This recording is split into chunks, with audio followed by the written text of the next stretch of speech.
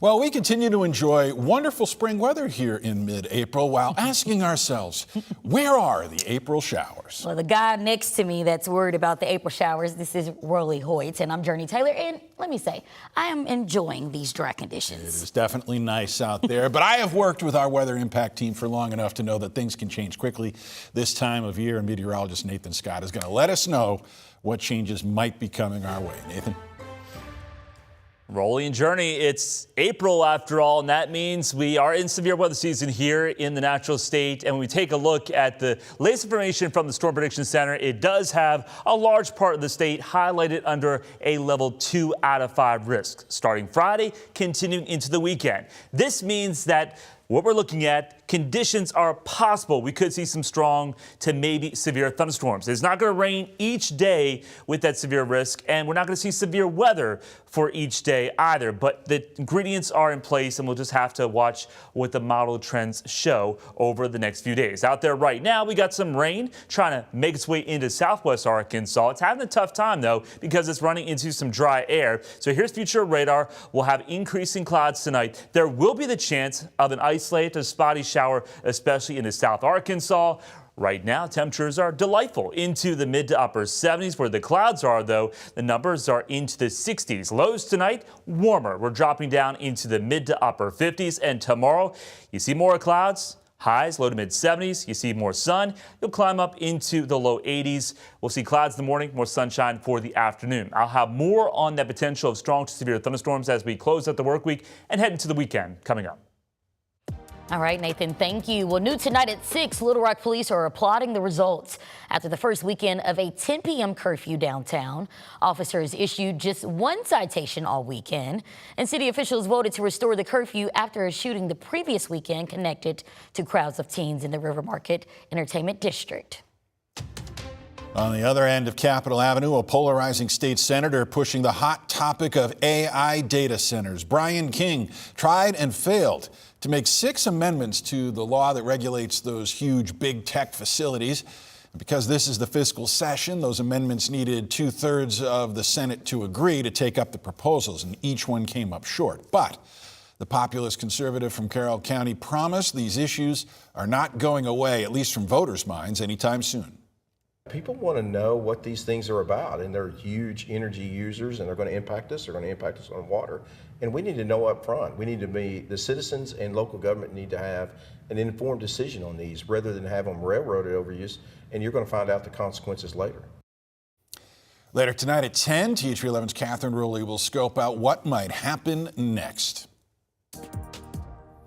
Longer delays and longer drives. That's what some people in Jacksonville are worried about after the local hospital there, Unity Health, shut down its ER last week. THV 11's Maya Ellison looks at the adjustments you may need to make.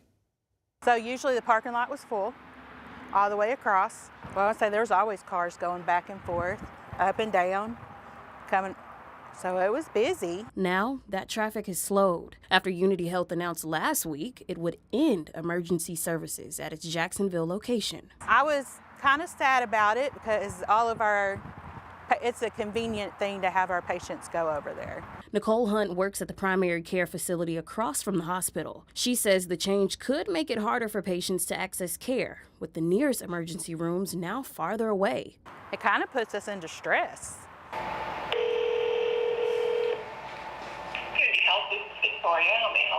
We reached out to Unity Health for comment. Hi, you've reached the marketing department at Unity Health. Actually, I was a little surprised. We had no knowledge, no warning, that it was going to be happening. Jacksonville Mayor Jeff Elmore says he's been told the decision was driven in part by financial challenges. There were so many patients that were going to the emergency room, but using it basically as their primary care physician. And they would not have insurance, but they're not going to be turned away, services at an emergency room. He says losing the ER could have serious consequences for the community. It's an understatement to say, oh, it's not a big deal. No, it is a big deal because you're dealing with people's lives. In some of those situations, time is of the essence. And, a difference in minutes could mean literal difference between life and death. Now, Unity Health took over the facility 3 years ago after North Metro Medical Center closed. Now, officials say the facility will shift focus to behavioral health services. Once you had those conversations, where do we go from here? Unity hasn't gone anywhere. They're still here. They're offering services, but it's just not the emergency room. They are focusing on psychiatric care, mental health. In Jacksonville, Maya Ellison, THV 11 News. Maya, thank you. President Trump now extending the ceasefire with Iran hours before a deadline ran out, but also will keep a naval blockade in place. Yeah, Natalie Brand reports that the extension comes while plans to hold peace talks remain up in the air. President Trump says he's extending the ceasefire with Iran. In a new social media post, he says Pakistan has asked him to hold off attacking Iran until their leaders can come up with a unified proposal. I want to make a good deal. I'm not going to be rushed. I have all the time in the world. I want to make not a good deal. I want to make a great deal. The new statement comes as Iran's regime, as of Tuesday afternoon, still had not committed to a second round of in-person talks in Pakistan. Iran's judiciary chief acknowledged negotiations may fail and warned the probability of attacks from the U.S. is high. President Trump says Iran has no choice but to come to the table, warning the next round of bombings would be devastating to the country. Retired Colonel Mark Kansian is with the Center for Strategic and International Studies. The Iranians have shown that they're willing to endure whatever the United States is doing in terms of bombing. So it might not get the effect that the president is looking for. A third aircraft carrier is now on its way to the Middle East to join around 50,000 U.S. forces already deployed. Natalie Brand, CBS News, the White House. Iran has also said it will retaliate for the seizure of an Iranian tanker near the Strait of Hormuz. A new analysis warns U.S. missile stockpiles have been heavily depleted, with nearly half of key precision and air defense weapons used, raising concerns about future conflicts and long restocking times. This contrasts with President Trump's claim of no shortages, while the Pentagon says current missions can still be met. Well, shooting at a major tourist destination in Mexico turned deadly yesterday. We're going to show you some disturbing video. It shows panic spreading among visitors at the Pyramid of the Moon just outside Mexico City. Authorities say a man climbed to the top of the pyramid and opened fire, sending people below scrambling. By the second shot,